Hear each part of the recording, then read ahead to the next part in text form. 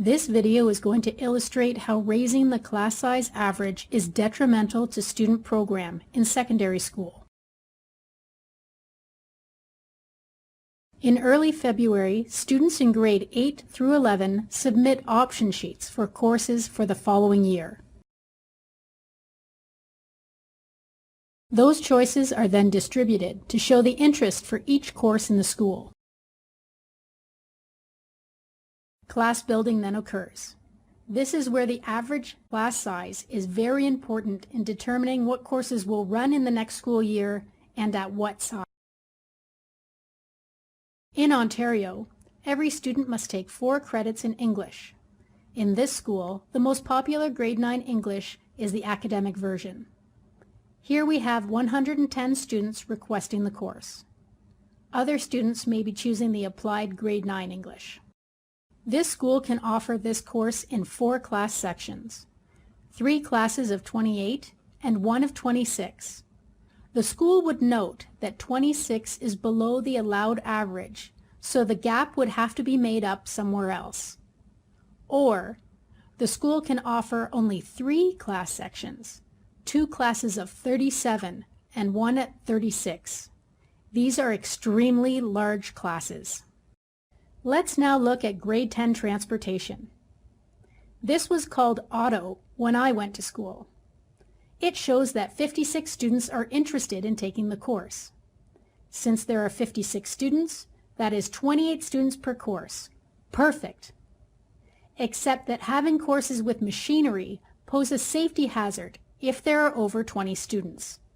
In order for this school to be able to run transportation courses under safe circumstances, the school would need to split 56 students into 3 class sections of 20, 18, and 18.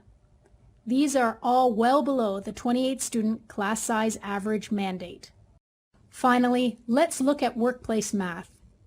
This is a grade 11 course for students who need to satisfy their requirement for a 3rd math course in order to graduate. This course is meant for students who struggle in math and need specialized help. Without this course, some students will not be able to graduate high school.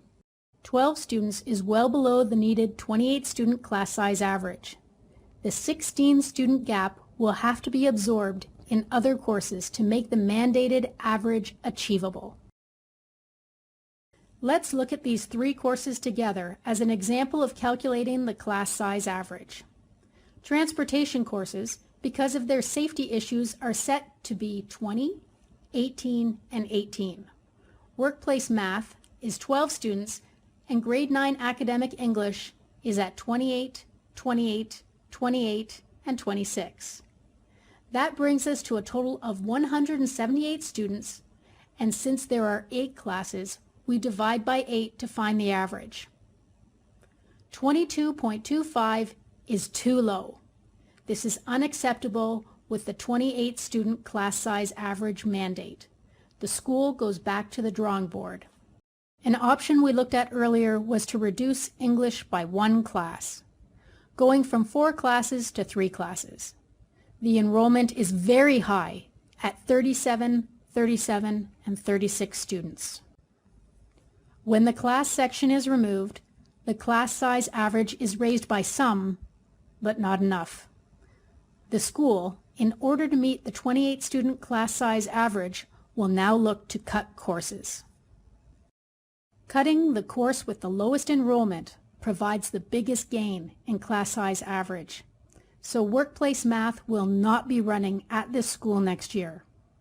This works administratively, but the 12 students that need this course may have to wait another year to have access to a course they require.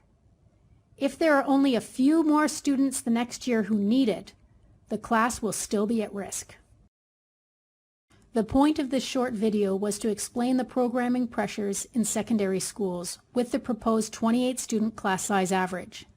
Even though the average is almost 28 students in the example presented, you can see that the grade 9 English course is well above that number, and important courses needed to be sacrificed to meet the target, leaving students at risk of not being able to graduate. This drastic change in class size average should be concerning to you. To voice your concerns, contact the Minister of Education, Lisa Thompson, and your local MPP.